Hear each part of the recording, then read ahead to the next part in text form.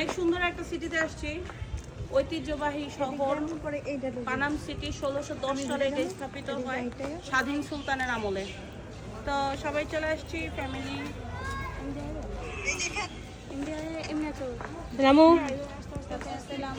1600 খ্রিস্টাব্দে ইয়েশা খাঁর সময় স্বাধীন সুলতানের আমলে কিন্তু এটা তৈরি হয়েছিল। তখনকার তৎকালীন সময় রাজধানী ছিল সোনারগাঁয়, আর এটা ছিল একটা পানাম সিটি, ঐতিহ্যবাহী তৎকালীন সময় ঐতিহাসিক শহর। সিটির গেট দিয়ে ঢুকছি, প্রাচীন আমলের ঐতিহ্যবাহী এই সেই রাস্তা। এদিক দিয়েই তৎকালীন সময় নবাবরা আসা যাওয়া করতো। এই যে দেখতে পাচ্ছেন, তানিয়ার অবস্থা দেখেন। সে সুন্দরভাবে পানাম সিটির জন্য পানাম হয়ে আসছে। এই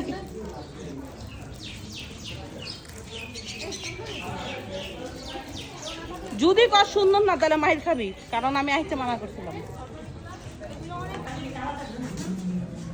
একটা আশ্চর্য বিষয় আছে, ভিতরে কিন্তু প্রচুর ঠান্ডা না?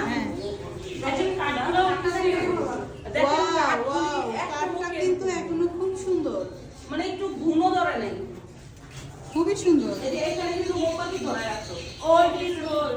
আমরা ওল্ড ইজ গোল্ড এর কাজ, এটা বাবা যায় খুবই সুন্দর।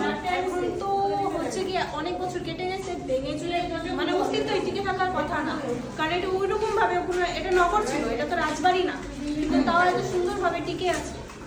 ঈশা খান আমলে এটাকে রাজধানী হিসাবে গড়ে তোলা হয়েছিল।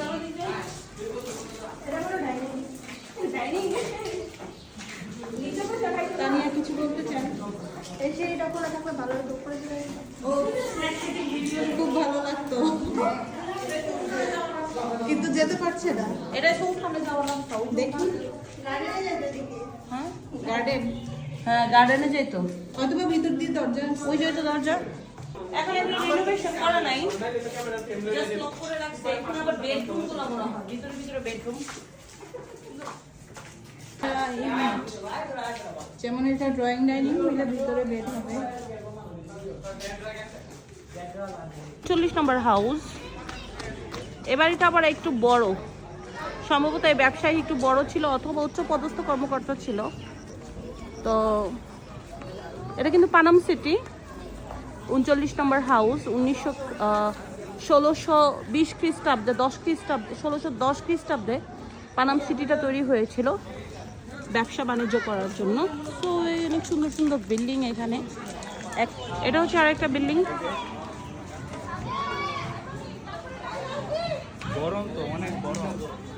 দোতলা, এপারে একটা আছে।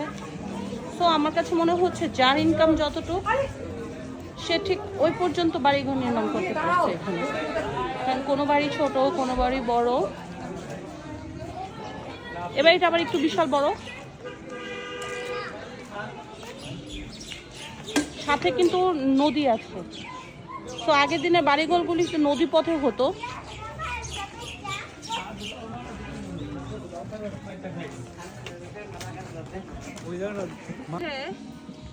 পুকুর ঘাট, ওরা মনে হয় এখানে পুকুর, বিভিন্ন মহিলারা এখানে এসে বসে করতো সম্ভবত, আমি জানি না। দুইটা ঘাট আছে, ওইখানে একটা ঘাট আছে না? এখন এটা ভেঙে গেছে, এখন ভেঙে গেছে। তৎকালীন সময় পড়েছে অনেক বড় বড় দিয়ে, কিন্তু এখন ভেঙে গেছে।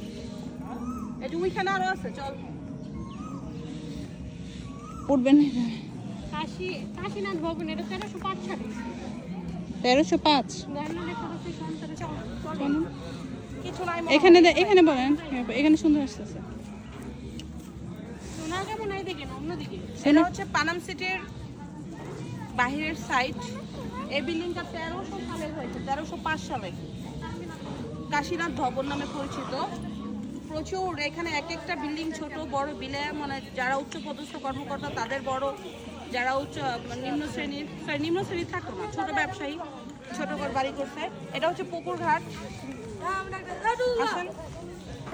এটা ছিল সম্ভবত মন্দির, ওই যে মন্দিরের ঘর না? তারপরে সংস্কার করে ওই পারে নতুন মন্দির দিছে, সিটির মন্দির। ওই যে উপরে ঘর দেখতে পাচ্ছেন। পরে এটা এভাবে ভেঙে থাকা যায়, সংস্কার করে ওই পারে করেছে। ছিল গোসলখানা, এটা ছিল সম্ভবত মহিলাদের গোসলখানা, এটা অথবা ওইটা। সরি এইটা এবং ওইটা দুইটাই।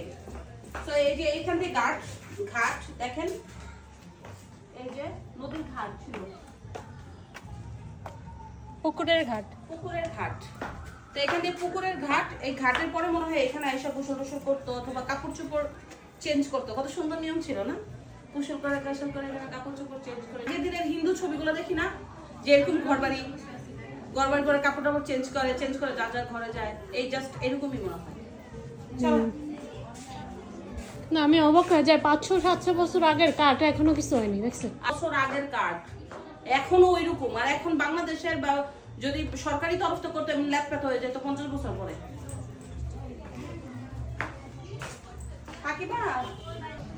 চলে আসছি পানাম সিটি, দেখতেই পাচ্ছেন প্রাচীন শহরে 1500 খ্রিস্টাব্দে এই প্রাচীন শহরটি ঈশা খাঁর আমলে করা হয়েছিল।